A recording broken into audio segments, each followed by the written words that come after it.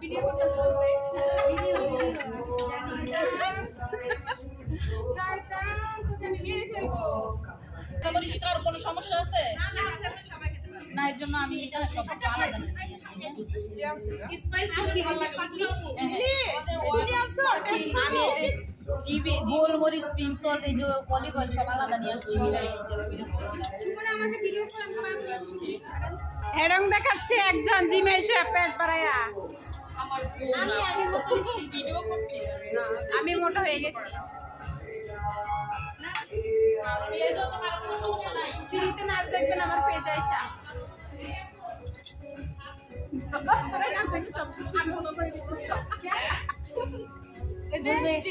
আমি সিরিয়াস হয়ে যাচ্ছি